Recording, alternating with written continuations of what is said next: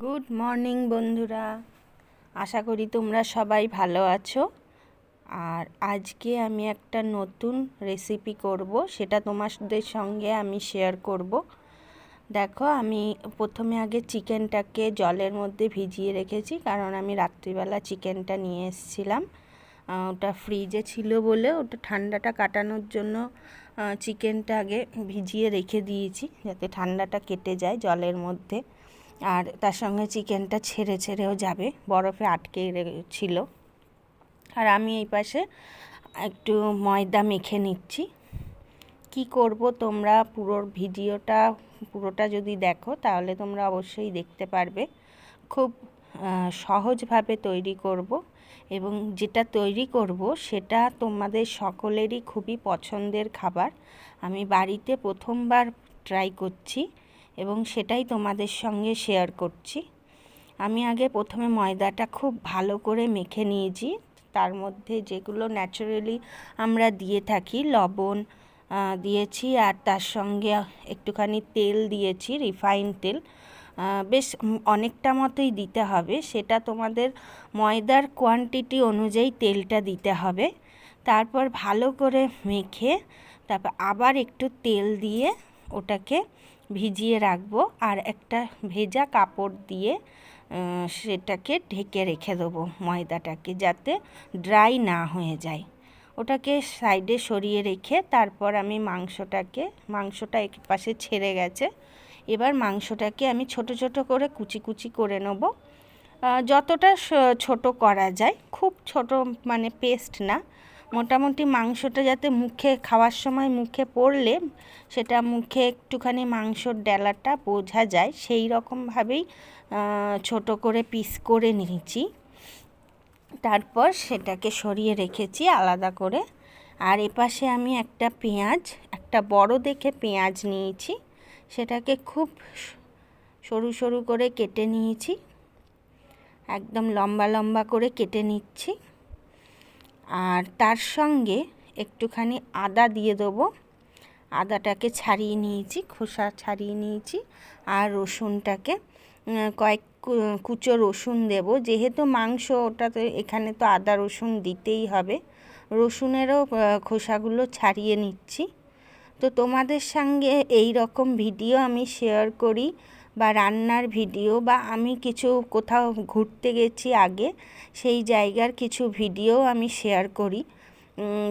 আমি কোথায় কোথায় গেছি বা কীরকম মুহূর্ত কাটিয়েছি সেগুলোও তোমাদের সঙ্গে শেয়ার করি। তো তোমাদের কেমন লাগে অবশ্যই কমেন্টে জানিও। আর অবশ্যই তোমরা দেখেছো আমার মুখটা অন্য ভিডিওতে, যেখানে আমি মন্দারমণি ঘুরতে গেছি সেখানে আমি দেখিয়েছি।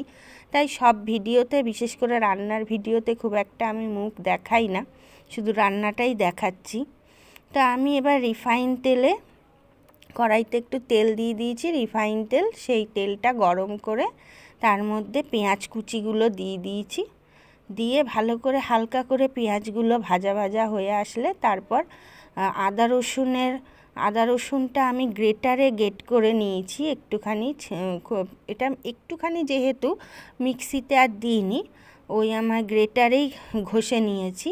তারপর মাংসটা ওই তেলের মধ্যে দিয়ে ভালো করে ভাজা ভাজা হলে, ওই আদা রসুনের সঙ্গেই ভাজা ভাজা হলে তার মধ্যে হলুদ, জিরে গুঁড়ো, ধনে গুঁড়ো, সামান্য একটু লঙ্কার গুঁড়ো, লবণ, এইসব দিয়ে মশলার মতো তৈরি করে তারপর তার মধ্যে সয়া সস, একটুখানি চিলি সস, টমেটো সস তার মধ্যে দিয়ে একটু গ্রেভি মতো করে নিয়েছি। নিয়ে হালকা একটু জল দিয়ে, যেহেতু মাংস একটু সেদ্ধ না হলে ভাল লাগবে না, তাই জন্য মাংসটা যাতে সেদ্ধ হয় একটু, তাই জন্য খুব সামান্য একটু জল দিতে হবে। দিয়ে ওটা একটু ফুটতে দিয়েছি, তার সঙ্গে গ্রেভিটাও একটু শুকিয়ে আসবে আর মাংসটাও সেদ্ধ হয়ে যাবে।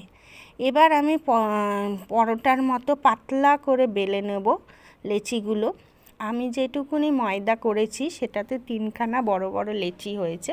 এখানে একটু বড় করে লেচি করছি, তবে আমার যেহেতু ঘরে বানাচ্ছি, আমার চাটুটা যেহেতু ছোট, তাহলে খুব বড় হয়নি, মোটামুটি চাটুর প্রায় মাপে মাপেই করেছি, তোমরা দেখতেই পাচ্ছ চাটুটার প্রায় মাপে মাপেই পরোটাটা বেলেছি।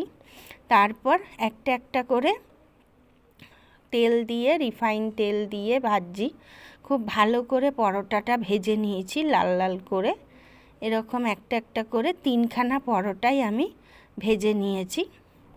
এই দেখো, দেখতেই পাচ্ছ তোমরা। তো তোমাদের ভিডিওটা কীরকম লাগে, আমার ভিডিওটা, সেটা অবশ্যই তোমরা কমেন্ট বক্সে জানিও। আর এই যে 3খানা পরোটা আমি ভেজে নিয়েছি, পুরো 3টে হয়তো দেখাতে পারলাম না, 3টে পরোটাই আমি ভেজে নিয়েছিলাম। তারপর আমি এবার উপর দিয়ে একটুখানি পেঁয়াজ কুচি আর লঙ্কা কুচি দেবো। আমরা যেহেতু লঙ্কা খেতে ভালোই লাগে আমাদের, সেই কারণে একটুখানি লঙ্কা কুচি দিয়েছি পেঁয়াজ কুচির মধ্যে। আর এপাশে আমি যে মাংসটা করে রেখেছিলাম সেইটাই পরোটার উপর দিয়ে দিয়েছি, আর তার সঙ্গে পেঁয়াজ কুচি আর লঙ্কা কুচি। আর আমার ঘরে শসা ছিল না, এর মধ্যে শসা আর একটুখানি লেবু দেওয়ার দরকার ছিল, তো তোমাদের আরেকদিন ওটা ভালো করে দেখাবো পুরো ভিডিওটা। এই দুটো জিনিস আমার কাছে যেহেতু ছিল না, মানে এটা হঠাৎ করে ইচ্ছা হলো এবং মনে পড়লো, আর মেয়েও অনেক দিন ধরে খাবে খাবে করছে, তাই জন্য যেটা আমার ঘরে ছিল সেরকমভাবেই আমি বানিয়েছি। তো সেই কারণে সেরকম কিছু প্রিপারেশান ছিল না, তো আমি ওই পেঁয়াজটাকেই ভালো করে কুচি করে নিয়ে ওইটাই দিয়েছি, আর তার সঙ্গে মাংসটা দিয়ে নিয়েছি। তো এর মধ্যে আরেকটু তোমরা মেয়োনিজ দিতে পারো, লেবু দিতে পারো, লেবু শসা এগুলো তো অবশ্যই যাবে। এই যে দেখতেই পাচ্ছ আমি 3খানা পরোটা ভেজে নিয়েছিলাম, তারপর পুরো মাংসের গ্রেভিটা ওটা পুরোটাই দিয়ে দিয়েছি, এবং খুবই সুন্দর হয়েছে, টেস্টি হয়েছে।